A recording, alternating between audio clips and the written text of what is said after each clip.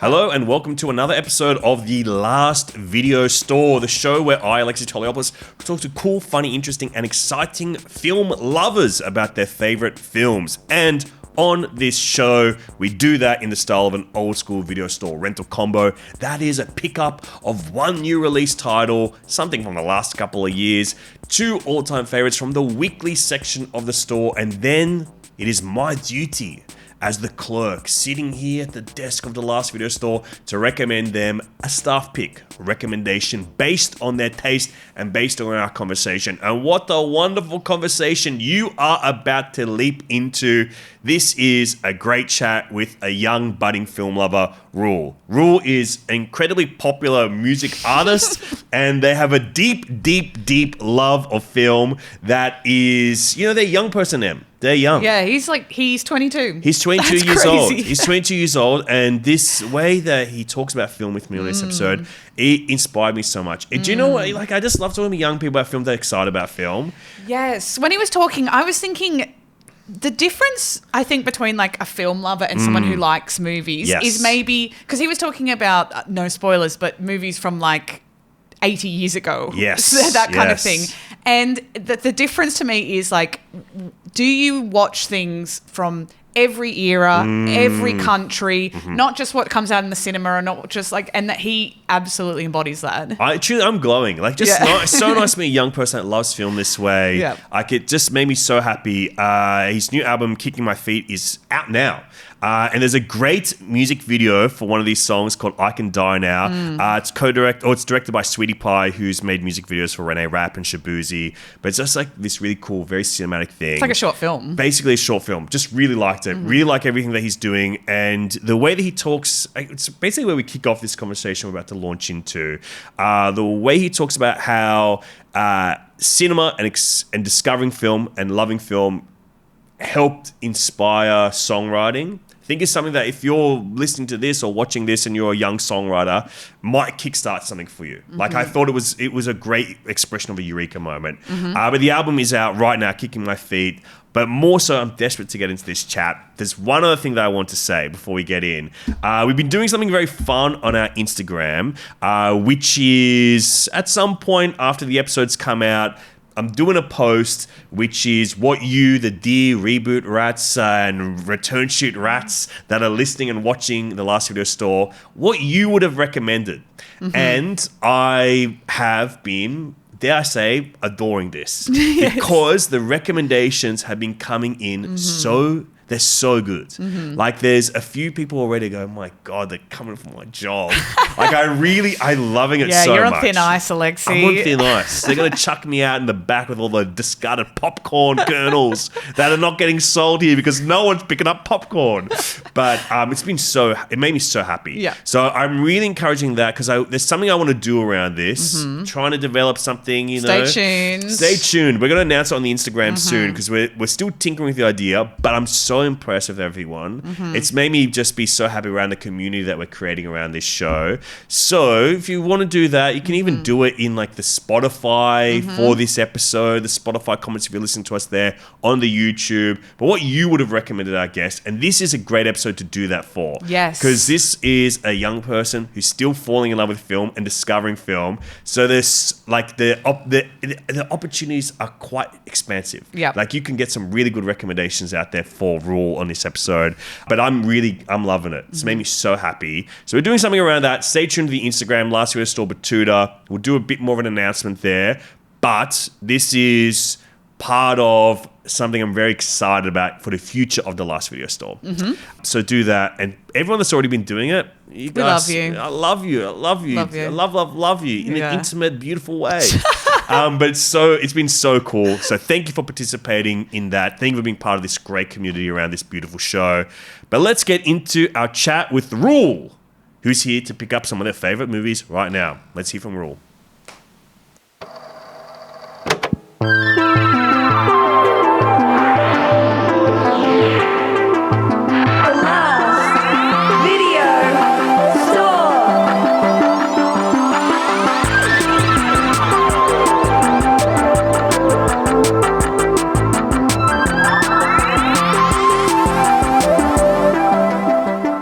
Tell me about that first video store Of course. memories. Like, where were you going? I was going to the Cremorne Blockbuster. Whoa, Cremorne. Great music neighborhood, by the way, Yeah. Cremorne. Yeah, beautiful. Yeah. They're, I think one of the most beautiful cinemas in the world. Oh, Cremorne. absolutely. The Orpheum. Yeah. The Orpheum is, stunning. So yeah, would go there all the time, and I would always just try and collect. It was Star Wars for me, and I was just trying to find all the Star Wars DVDs in order. Which order? That could That's be when I key watched. for a I young watched them boy. in a completely terrible order. I remember obviously starting with like the older films, and then I think I wasn't allowed to watch number 3, like, or number whatever 6, like the last, like what's that one called? Revenge of the Sith. Revenge of the Sith. Yeah. Because it was too scary. That was the only one that's M, I think, in the whole series. Yeah. Because of the slicing up Anakin. And I wasn't allowed to watch that. So I watched the whole series over and over again in different orders. And then like 3 years later, I watched Revenge of the Sith. And I was like, this You was were like the finally greatest. ready for it. Yeah, when I was like 12, Mum Yeah. finally let me watch it. And can you tell me about, like, I think you've got such a wonderful taste in film.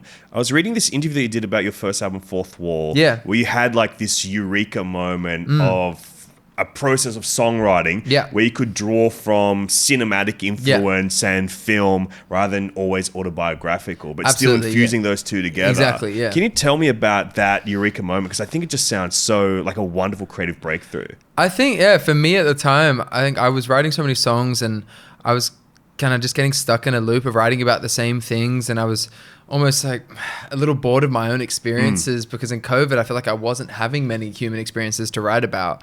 And I'd feel like I was kind of beating the horse about just like the same stuff. And then, it was a bit of a breakthrough after just watching a few, classics, kind of, getting into film in general. And it's like when I was, 17, I feel like 18 is when I started to really, truly start to love film.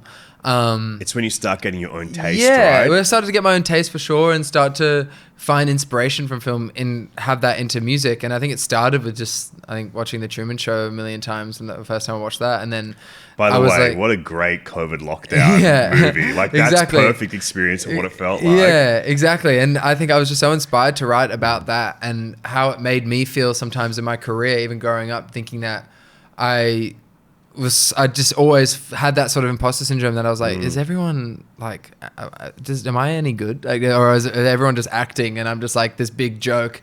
Like, there's like another film like Meryl Streep, I forgot what it's called, but it's about like how she thinks she's some amazing singer, and like her wife, like that's husband. Florence Foster Jenkins Exactly. movie. Yeah. That, like I kind of had that sort of vibe about it, and then like Truman Show kind of was like, oh, I want to write about this, and then the whole album concept kind of came around that, and then a bunch of the other songs on the album I was writing about came from just watching my favorite movies and using visuals from the movie and writing about and like writing this the sort of You call visuals that off The that. Graduate as one of the influences as well? Absolutely, yeah. Can you tell me about that influence too?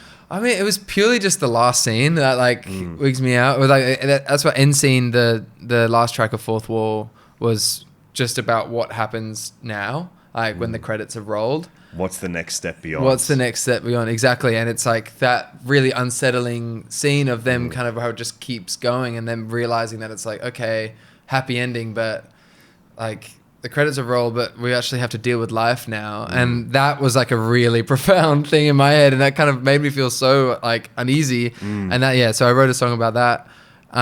That's such a beautiful sentiment because I think that's truly the power of The Graduate. Yeah. And I think it's a film that people deserve to see when they're young. I think that I'm like you, I was really lucky to see it like really young. Yeah. And there's something about that where that's that final moment, that final groundbreaking scene, it makes you think, you start thinking about what happens next with these characters, what's next in their life. Then the power of that, it makes you think about your own life as a young person as well, like what's next for you. Exactly. Yeah. So Fourth Wall was 100% like, that was my entry into film, I felt like, and I was just like a sponge with every single film I was watching. And then now, for this album, I feel like I'd had more life experience to just draw from myself. So this album is definitely not as much influenced by film, but I think subconsciously all the films I'm watching kind of, Bring it into it a little way, yeah. I'd love to also pick something up about The Truman Show. I love the way you spoke about Truman Show as like for these feelings of imposter syndrome. So I think that's something that's like quite buried deep in the text. This is a film made by an Australian filmmaker, Peter Weir, and I think there's like this inherent Australian feeling for creatives in Australia where you feel like you're trapped on the other side of the world from where your dreams are. And I think that's like something very deep in the text of Truman Show, being trapped in this small space, and you can't live your dreams beyond this tiny little just in like that movie, it's all Fake about Town. playing your role and sticking to the status quo sort of thing. It all comes from the tall poppy syndrome, which we'll talk about every day. Yeah, unfortunately, we're trapped talking about it. I know everyone wants to talk about it, but it is such a real thing, and it does shape everyone over here. And I don't know, I think there's positives and negatives about it as well. Like I definitely don't look at Australian culture as a massive negative. I think it still is grounding, and it makes you more self-aware, which I think is really important. But it's funny. I always gotta bring it up. You have to. I want to ask you one thing about the new album as well, Kicking My Feet. Like you said, it's not as much cinematic, direct influence and stuff. Yeah. But one thing I really appreciate about this and like your work is I think that you make really cool music videos. Thank you. And in particular, this I Can Die Now music video, this feels incredibly cinematic. Can you talk to me about, like, I guess your work is continuing the creative process of music into a visual medium as well? Yeah, I think it's just initial ideas, like when you're writing the songs, that like what you see when you're writing the lyrics, and like literally it's just like the first thing that feels natural is what I'll play on. And then if you hit a dead end, just like we move on to the next thing. But most of the time it is like kind of the first idea that comes into your head when you hear the song for the first time finished, or when you're writing it.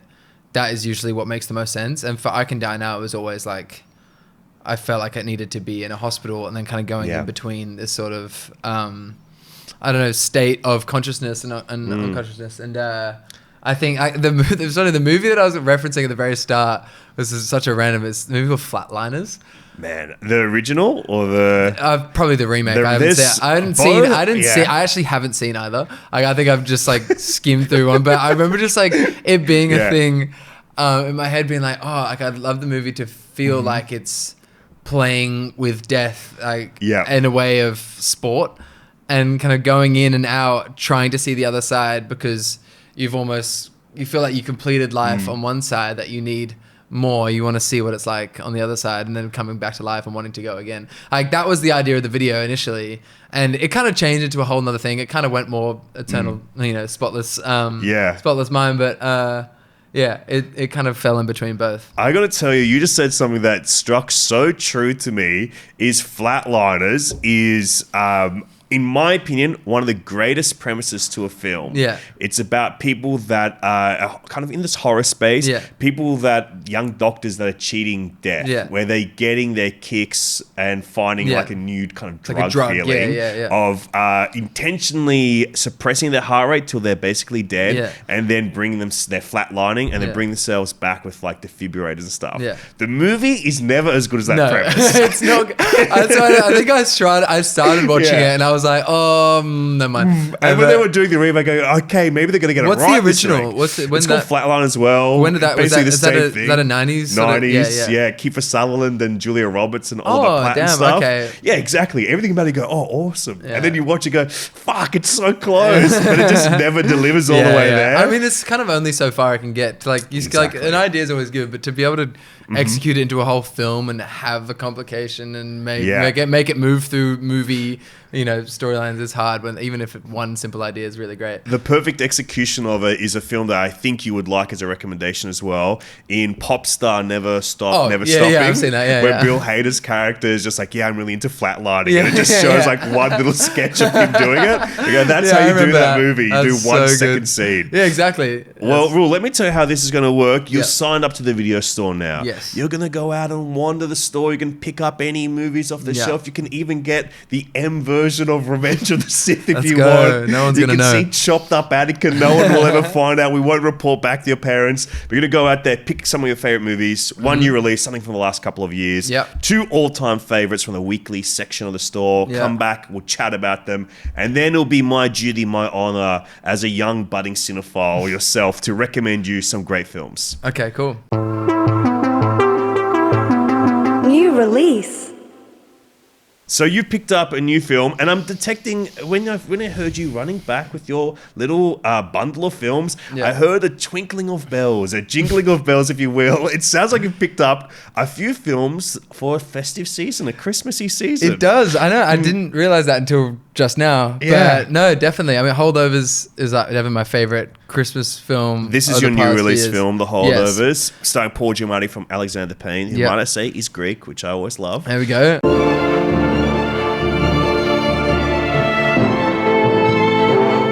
Drama. I love this movie. I think this is Yeah. one of the best films in the last few years. Yeah. But like you said, I think this is like instant Christmas classic. Exactly. It's such a massive warm hug, and it's so hard to pull off warm hugs movies without feeling corny. And it just, it's so perfect. And the performance, I've forgotten the name of the actor, the lead. Paul Giamatti. No, the kid. Oh, the kid. What's the kid's name? Let me remember it. But I think it's one of his first films or first feature Yeah. film. And he is just so relatable as a kid or as a teenage boy who feels like, you know, the oddball, but also like people like him, but also they hate him because I feel like I related to him in a way of just feeling like completely outspoken and a problem with authority as a kid. And The actor's Dominic Sessa. Dominic Sessa, yeah. And I just related to him so hard of just feeling like I could never keep my trap shut at school. I would just always talk back to the teacher. I would always, if I thought that anything was unjust in the slightest, I would think I would be some sort of warrior by like speaking up, but I'd only ever just get in trouble and just piss off the rest of my class. So I definitely related to that. But no, just the way this film made me feel at the end. And I mean, it just, it was just a warm hug. It was everything that I wanted. I love the way you talk about it. It's like, because that's what I think the strength of this film is. It feels like a warm hug. It's a film about people learning to care, I guess. Yes. And learning to feel for not just themselves in like a selfish, cynical way, but then also care about themselves in a nurturing way. Yeah. And care about other people in a way that's empathetic and nurturing and kind. And the devastating sort of like scenes of the films, or the films that are essentially make you feel obviously terrible is like really subtle. Yeah. It's like the way, like the saddest part of the movie, I bawled my eyes crying when Paul Giamatti finds out that he stinks. Yeah. That he's just like a stinky dude. Yeah. I was just like, that whole concept just like was so heartbreaking. Yeah. And it's just like such a simple thing and such a random Yeah. aspect of the film. But I was just like, that is the most heartbreaking thing, that he's just like, he's nothing he can do about it. And he had no idea. And I don't know. That was just literally one of my favorite parts of it. That's so funny as well, because it's like, this is the one thing you can't translate from the visual audio medium. So you have to bring it up in dialogue. Yeah, And there's something quite heartbreaking about that there. Exactly. And I love what you're getting at. It's like a heartwarming thing, but the thing that makes it not corny and not like too sentimentalist is it's a heartwarming film about cynical people. And about kind of getting them out of like their cynical funk. Exactly. Especially it's like you've got this young cynic looking at an older cynic and he's pissed off at like how cynical this guy is. And it's a great reflection onto himself as well. Yeah, exactly.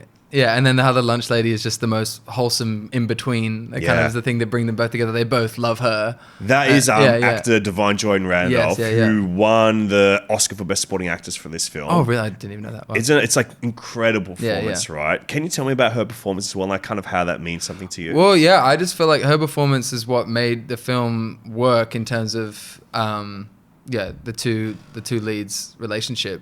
It's because they're so opposing. Like we were saying, they're both obviously cynics, but of different generations. But she was just such a wholesome, full of love character who was clearly mourning as well. That they were both kind of coming to her as the kind of rock in the film, and that's what brings them together in a way. And then they find their own relationship around that. Yeah. So I think it was the most important role. It really is, and it's just like full of like this. I think that's where the warmth of the film comes from. Like, also the warmth comes from like this visual style. Like, it's a very kind of, it's winter, but it feels like warm and autumnal in the way that colors play with each other. And I think that is that kind of that clever thought in that. But it's mainly her performance in, I guess, expressing that nurturing, that nature and nurturing to these people that I think, don't know, just really translates. Can I ask you, what do you, when you're seeking a Christmas movie, because I agree with you. I think this is like the ideal. It's the modern classic Christmas movie. Exactly. What are you searching for, or what do you want from a Christmas movie? I think I definitely need like sadness and subtle comedy. But I think the main thing is like Christmas can be a really depressing time for a lot of people, as much as it is all about happiness and family. But like that's what brings up most people's, I don't know, whatever it is, from trauma to just like, you know, difficult family relationships. It's like the emotions are so heightened in every kind of aspect that a Christmas movie needs to tap into every emotion.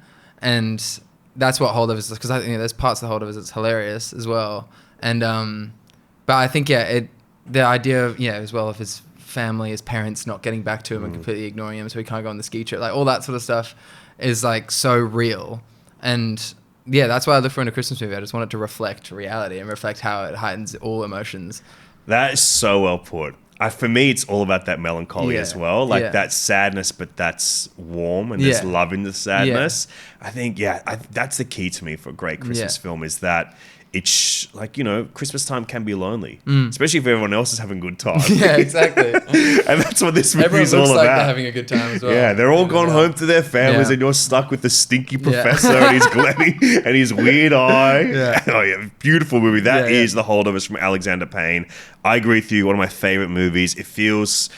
the last thing I'll say about it, because I love this movie so much as well, the thing that I really appreciate about it is it feels less like a 70s period piece film as much as it feels like an unearthed like rarity of that era. Like it feels, the way that the film works in it, the way that like the actual film looks, it feels so... It's past its era. Like it could be in any era. It just really feels exactly like they just pulled it straight out of the 70s and they started screening it for you now, going, hey, we've got to release this movie in 1976. We've got it ready for you now. It's finally ready. It feels like something that Walter Matthau would have starred in that cranky way, or Hal Ashby would have directed. Just beautiful, beautiful movie.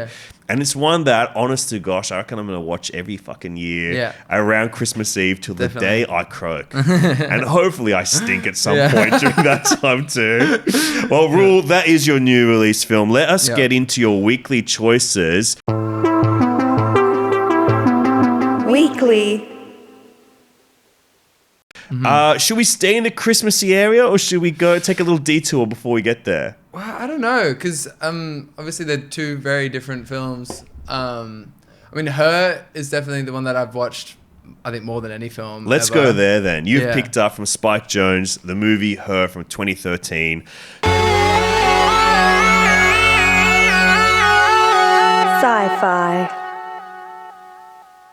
Sci-fi, romance. Yeah. It's, I think this is a film I've only seen once because it really got to me and like really moved me. And I've not been able to go back and watch it since. Though I think time is coming for me. I should start watching it again because I love this movie so much. I think it's only proving more and more relevant as well as time goes on. But I think, when people ask me what's my favorite film, I think this is more often than not what I'd say. But it's performance from Joaquin, obviously. The performance from Scarlett Johansson as well, just as a voiceover, is incredible. But I think it's visually, I think I've referenced so many videos and just palettes in general that I've played with in music videos or visuals or photo shoots, whatever. Just the styling. Obviously, it's set in the future. I don't know what year exactly, but it's very, obviously dystopian. But the way everyone is dressed, it really feels like fashion is going that way. Whereas for like, there's the whole city are kind of dressed in high-waisted pleated pants with like sort of, earthy tones, but like oranges and like light pinks and stuff. And that salmon shirt that he wears, like exactly. That's the poster shirt. I'm like, God, I love that color. There's this jacket in like the scene where he goes to the cabin in the woods with, with his name, Sam, I think is the phone. And he's wearing this like red jacket with like a sheepskin on the inside, and I've been like looking for that jacket for 10 years. Like I'm like so badly want to find that jacket. It's like a perfect crop. It's just like, I think the fashion does it for me, because I'm massively inspired by fashion. It's a sartorialist dream, this movie. Exactly. Again, like the sadness in it is wild when as the movie goes on and the AI starts to develop and he realizes that there's she's having 5 million different relationships. Yeah. Like it's wild. Yeah, I can't stop watching this film. I definitely watch it at least once a year, once or twice a year. Can you take me back to the first time you watched it? Ah, God. I think I put it on in COVID, maybe. Oh no, just before 2019. I would have been on tour, and I think I watched it on my laptop on a plane, and that is like classic. Like you get emotional. Where it's like, oh my God, it's like every sort of sad film on a Karate plane. Kid Legends this week on a plane. I'm crying my eyes out when Jackie Chan gets to a house. Any sadness on any film that's Yeah. when you're in the air for some reason, just tears seem to flow because you feel so isolated from the world. And I think it was the first film I saw Joaquin Phoenix in. I think honestly, I definitely was the first film that at least I knew that he was the actor playing it, and I was aware just of his performances in the past, and I was so taken aback by that. And but I think I was mainly inspired just how it looked, and then as I kept watching it more and more and kind of get more psychoanalyzing the storyline and how how deep it actually goes, and how now, like I was saying, it's feeling more and more relatable and more modern, how people are feeling like this with AI in general, and how it's feeling more and more human, and how you can understand someone who could actually fall in love with something like that if they're lonely. And I don't know, it's just I think it's perfect. I've turned a blind eye to every bit of criticism someone's told me about that film. I mean, I agree with you exactly, because I remember when this movie came out, it was, I think, the only time in my life I've kind of ever been in a long distance relationship. And I remember seeing this movie and just being like, holy fuck, this is exactly what I'm going through. Yeah. But the guy figured out how to make it a cool sci-fi movie where it's just like, weirdly, like I couldn't express to you how exactly it felt seeing this film, going like, I'm in this relationship with someone who just lives in a different city to me. So we're talking, we're texting all the time. I just felt like I'm just looking at my phone with love, every day. And I go, this feels so bizarre. And I've just seen a guy excise this demon in front of me. I'm like, how weird this feeling is. Yeah, in such a beautiful way that it's just like you truly root for them by the end of it. It's like there's no sense of like shame behind it in the film, because I mean, it's from Joaquin's perspective. But I don't know. I'd also like, the more I think about it, the more I realize that it is unsettling in the way that he is kind of like trapping her as well. Like she doesn't really have a choice in this relationship at all. There's this like, element of control. It's like, literal as he well. can literally turn her off and turn her on at any moment. Like, so the romance can die the more you think about it. But the more you just let the performances take over, and the way she speaks with so much love, like Scarlett Johansson, like you truly feel like she is infatuated by him and the things he says, because that's what she's computed to do. But it is wild. I feel like the more you think about it, the more you kind of it's less relatable and a little bit more creepy.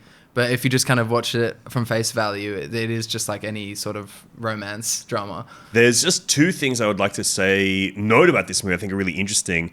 That the original actor that they had to play the Scarlett Johansson character was Samantha Morton, great actress from In America and probably most famous for Minority Report. She's a precog in that film, but she's a great actor. And when they were in, and she was on set doing all the stuff live. Whoa. So she was on the set doing everything live. Crazy. And when they were in the edit, Spike Jonze says there's just something not here in this voice that's just not working for this. So then that's when he brought Scarlett Johansson in. And I think, she has such an expressive voice and a really unique voice. It's like it's the husk and rasp, And when she starts singing, like that's the song of the Lying on the Moon, like the Moon song, which I've listened to a billion times already, but her voice is just so, I don't know, it's infatuating. It's like you can tell anyone can fall in love with just that voice. It's just like the most attractive voice of all time. And it's that thing where you go like, Samantha Morton, great actor, and like you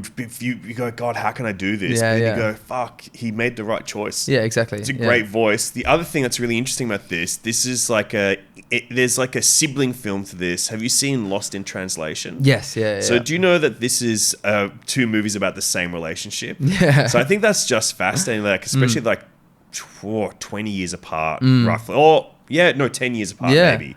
Where Lost in Translation is Sofia Coppola's exploration and look at this relationship she had with Spike Jonze. They Yeah. were married, and then this is years later a reflection back on his side of that relationship.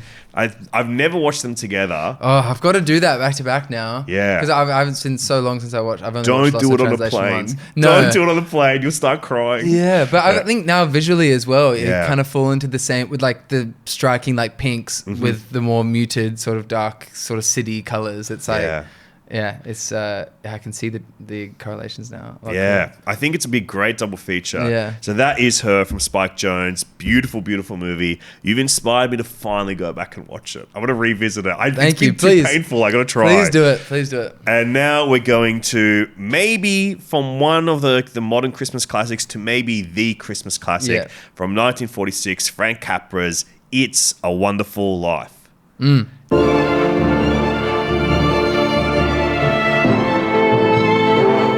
Drama. Tell me all about this because I think this is such a great pick and not one I expected. Yeah, I think it's definitely the film, probably the only film pre 1975 that I watch over and over again. But At a certain time of year, it's pretty easy to chuck it on. it's so easy, Yeah. and it's just I mean, I've got it's all credit to my mum on this one. This is like her favorite film of all time as well, and she'll put it on for the family every Christmas. Like this is our 100%. It's like she'll put on Elf and then this. You got to build up to it. Yeah, you got to build put up. Elf It is. first. It's dark, man. I think the more I think about it, and the more I think about the plot, it is just so dark and so heart-wrenching. It's like what we're talking about with the holdovers. Like it really leans into the melancholy, but it is so kind of epic and fantastical in like that way. And like the performances are obviously so of the time, and that kind of overacting it's a comical way in that way. But the character of George Bailey is just like, it's so lovable. I feel like I know so many people like that. And I feel like I have family members like that who are just trying their best, who just missed the mark and just are like full of love, but they are overly emotional and can get their emotions in the way. And yeah, I mean, like it's a classic. I feel like I've watched it probably more than any other film. Yeah. And I've watched it from when I was literally 4 years old to now. And it's crazy, like me being like a literal child watching it and not understanding any of the darkness behind it. And, that he went to the bridge to commit suicide. Like in my head, like as a kid, I'm not thinking that at all. But as the older I get and the more I watch it, the more it hurts. And I love this film more than anything, yeah. It's interesting you say your mum introduced you to this film. Can you tell me about, I guess, the influence your parents had on like finding and loving film? My mum and I, like, that is our number one talking topic. All my film knowledge is from her. Like, she's a full cinephile and just like a encyclopedia, like with actors' names and directors' names and quoting films. Like, she's a psycho for it, and I aspire to be like that. But she, for all the films I've spoken about today, we've watched together and we've spoken about, like, I think she is on top of it more than anyone I know. So big respect to mum. Dad is the music side of things. Like dad definitely shaped my taste of music and the way I write and the way I attempt Your melody approach. and all that, and my approach and process is definitely influenced by that. And he's not a musician or anything. He's just a massive music fan, but just like my mum, who's just a huge film nerd, and kind of put that onto me, and I fell in love with it pretty recently, I would say. Only the last like 5 years, I think. I have gotten onto Letterboxd and actually started having opinions that strayed further than yes, good or bad. But this film, It's a Wonderful Life, is a proper family classic for me. Yeah, it's a beautiful, beautiful film. This is one that I think it's interesting because it's in America, it's like the definitive Christmas classic. Yeah. I think it's taken a while for modern cinephilia to grapple onto it, maybe in the last 20, 30 years here in Australia. Because I just don't know if it got played. Because in America, the reason it started becoming Christmas classic was it just started playing on TV around Christmas time. Got it. And so when that started happening, that's when culture started grabbing onto it and started seeping in, becoming a classic. Because it was well regarded and well received at the time. But it generally took decades for it It was to like catch on. 1946 or something, right? Yeah, 1946. Yeah. I mean, straight after World War II as well. I don't Yeah. think anyone's really like worried about what's coming out of America right now. Yeah. Like it's a weird time for a film to come out. Yeah. I obviously would have no idea what that would be like, but yeah, I think- it makes sense that it would take time. Took time, and it really took time of it just becoming a tradition, and that's how it became a classic. It Yeah. became probably a tradition first, then it became like a true Yeah. cinematic classic. So for people in Australia, they actually might not know what this movie is about. I'll give a little brief plot Please. synopsis. On Christmas Eve, George Bailey, played by the great Jimmy Stewart, a despairing small town man, is shown by an angel what life in Bedford Falls would be like if he had never been born, revealing the profound worth of his seemingly ordinary life. I like that little synopsis there because it talks about Bedford Falls, this tiny little town. Yeah. And it also does, when I read it that way, I go, oh, and thinking about you, it's like there's that Truman Show and this film have like a bit of a relationship, I Yeah. think, where it's that small town feeling. You've got a great kind of everyman character at the start, at the center of it. But what this movie really is about is to kind of understand it as a Frank Capra movie. Frank Capra was one of the big filmmakers of his day. And it's not just a Christmas movie, but to see as a Capra film, he's a bit of a sentimentalist. And this film is deeper than that because it has a moral summation of like everything this guy's about. Yeah, well, it's such like a deep, I don't know, commentary on mental health as well, Yeah. which is such a strange thing to talk about men's mental health in 1946. I mean, that's probably when it was probably the worst ever. Yeah, like exactly. Around that time. And it's wild. I think that's what I don't know, as what makes me keep coming back and Yeah. makes me think about it more and more. It's just how vulnerable George Bailey is and how he's still just trying to be the man, a strong man who doesn't cry. But it's like half of the movie he's pouring his eyes out in tears, like to just, his own feelings, like not about any like sort of trauma. It's more just It's like a spiritual crisis. Yeah, exactly. Yeah. Yeah. I mean, beautiful, beautiful film. It's a Wonderful Life.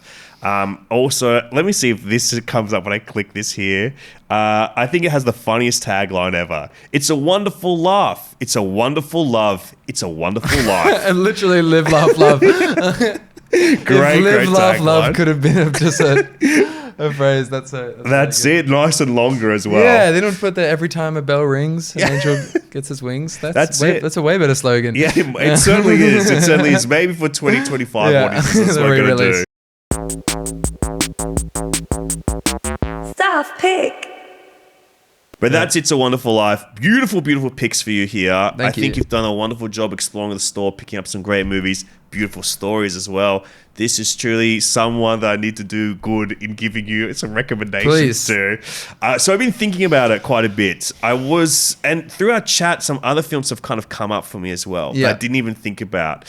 One of them that if you haven't seen, you may have seen it because I think this is like The Graduate, a real gift for a young person to see. And I saw it when I was a teenager. It's a film I revisited recently, but it's something I think holds akin to The Holdovers and Her in a really interesting way. Have you seen Hal Ashby's Harold and Maude? No. Cult. This is a 1971 film. It is a romantic comedy, but a dark romantic comedy. Okay. And I think that if this is like, I'm truly, thank God you haven't seen this movie because this is a gift for you. This is such a beautiful film. I'm very excited now. 1971, Hal Ashby. It is a dark romantic comedy about Harold, who is a young man, like 21 years old. Very, very, very dark guy. Like has lots of suppressed Issues. emotion. He lives in his own world and attempts suicide often, but usually for like comical effect, like to get attention. So he's got this weird relationship with his very rich mom. She doesn't really give him attention. The only time she ever gave to him was when he attempted to take his life once. So then that's what he kind of keeps doing to try and get some sort of nurture. And then he lives in this dark space where he goes to funerals for people he doesn't know, and that's like his hobby, and that's what he does. Got it. And in one of these funerals, he meets this 80-year-old woman named Maud, who also lives in her own world, but is having the time of her life. So he's in this dark space. She is this old woman who's like just vivacious, has found life. and they meet each other, and there's this sense of these two true opposites attract. Yeah. Opposites ends of the age spectrum, opposite ends of like the way that they perceive the world spectrum, everything. And they become friends and they fall. It's hard to say if they fall in love. Yeah. But it's a movie about love and Okay, this yeah. tenderness between them. There's so much in here that I don't want to like spoil Okay, for yeah, you. that's enough. I'm in. But it's got beautiful performances. Bud Cort, he's a very interesting odd actor from this era in film. Who's the director? And Hal Ashby. Okay, So he is the guy. Yeah, and yeah, if you love The Leftovers, Holdovers, sorry. If you love The Holdovers, I would say he's like the key inspiration for Okay, it. cool. But in particular, this film. But what's really special about this is the lead actress who plays Maud is Ruth Gordon, who, have you seen Rosemary's Baby? No. She's this incredible actor. She's was part of like the Hollywood blacklist, so she was blacklisted, but as a screenwriter. Then she comes back as an actor in the American New Wave movement, 60s, 70s. But this performance is so stunningly beautiful and so full of energy.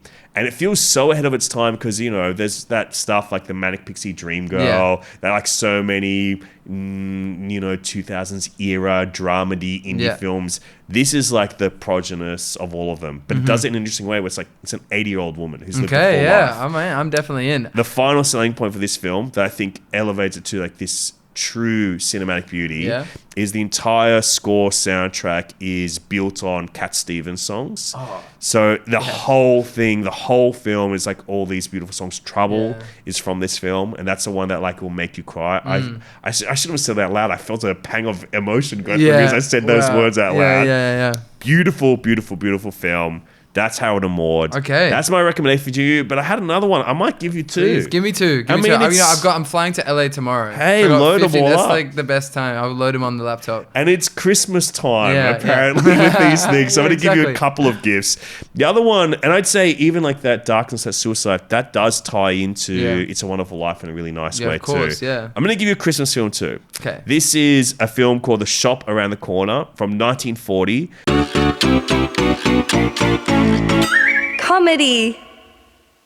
Couple of easy connections to It's a Wonderful Life, same period, but also directed by one of the big filmmakers of that time. Stars Jimmy Stewart as well. Yep. It's set in a small Budapest gift shop. The film follows two co-workers, Alfred Kralik, played by James Stewart, and Clara Novak, played by Margaret Sullivan, who constantly clash in person, but are unknowingly secret romantic pen pals. Okay. So they're falling in love through like these letter So the sendings. shop around the corner, you The said? shop around the corner. Okay. They write letters to an anonymous dear friend sharing their deepest hopes and dreams while bickering daily over sales and store etiquette. So I think there's something in that where you're having this relationship with someone in this interesting way. But it is this beautiful expression of this thing, this legendary term called the Lubitsch touch. Now, Ernst Lubitsch was this really interesting filmmaker that the Lubitsch touch just refers to this feeling of his films. And it's hard to define, but it is kind of imbued with sweetness, a sophistication, a tenderness, a little bit of sadness, Christmas sadness as well. But it's all about love in this really intimate way. Okay, yeah. And I think that The Shop Around the Corner is, for me, the best expression of that Lubitsch touch. And there's this great quote from Billy Wilder about the Lubitsch touch, where he said he could say more with a closed door than most directors could with a bedroom scene. And I think there's something about that in this film that just works so well. That's really great, yeah. So that is your recommendations. The Shop Around the Thank you. Corner. All right, I'll load them up. I'll load them up for tomorrow. I've got 15 hours to You're to taking watch the film. VHSs with you. Take the VCR, chuck it on the plane, load it up into that little screen. Yeah. But thank you so much for joining me here. Thank in you the so Last much. Video Store. I appreciate it. True pleasure. You've got a great stack of movies going home with you today. Thank you. You've got The Holdovers. You've got Her. You've got It's a Wonderful Life. You've got The Shop Around the Corner. And you've got Harold and Maude. Yeah. And man, that soundtrack will change your life, I reckon. All right, yeah, I've got to get into it. Soundtrack. I can't wait. Thanks for joining me here in the Last Video Store. The Last Video Store.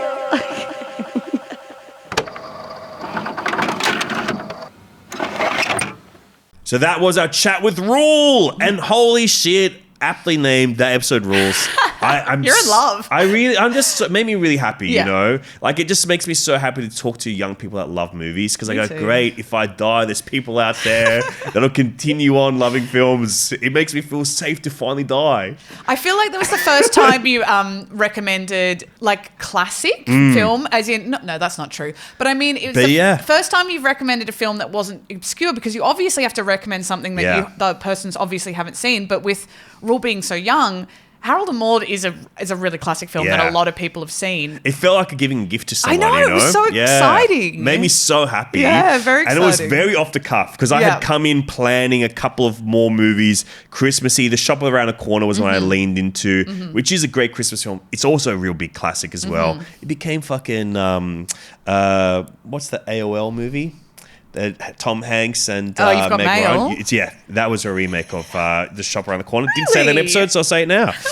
So it came in with that loaded, but Harold and Maude, off the cuff, one of my favorite movies of all time. So happy to recommend that to Rule. They also picked up Holdovers, he picked up Her, he picked up It's a Wonderful Life. What a great little combo of films. And their album, Kick My Feet, is out right now. Check it out. But seriously, check out the music video, I Can Die Now. Yeah, it was awesome. It was sick. It was so sick. But truly, Rule, thank you so much for joining us on the podcast. That was wonderful. In the meantime, check us out on Last Video Store Batuta on Instagram. We're starting a little thing around recommending movies there. So recommend what you would have recommended, Rule, in the Spotify comments or on the YouTube comments. But hit us up on Last Video Store Batuta. We're doing a little post around that. Too bad he's already seen Elf. That would have been mine. I know. Bummer. Well, you can Elf 2 maybe. They'll make it if they really hear this episode. They go, well, there's a gap in the market. We've got to do Elf 2. And one more thing. Very, very soon, 1st of November, Maria Lewis was just on that episode that was great about talking about the 8 best vampire films of all time. If you haven't heard it, go back to that one. But otherwise, we are presenting Bram Stoker's Dracula, Francis Ford Coppola masterpiece at the Opera House November 1st, Saturday morning, 10:30 a.m. for Saturday Film Club. It's a thing that I've started with the Opera House I'm so happy about. And hopefully it'll be a great experience. I mean, hopefully it will be. It will You'll be. there. And yeah, I'll be there. So if you see me, please come and say hi because that would be cool. I would love to meet a we don't have a name for our fans. Return Shoot Rats. Yeah, every now and then I call them Return Shoot Rats. So okay. I love to say Return Shoot Rats. I would love to meet a Return Shoot Rat. And I love rats. You know I love rats. You love rats. Like literally. You're a rat girl. I'm a rat girl. She's a rat girl. Producer M, thank you. Merry Christmas, I guess. Merry Christmas. Feels like a Christmassy day today. I'm out for the year. Yeah, I'll see you exactly. around. No. It was just an episode that had 2 Christmas movies or 3 on it. So it's not a Christmas episode. But thank you so much. Rule rocks. He rules.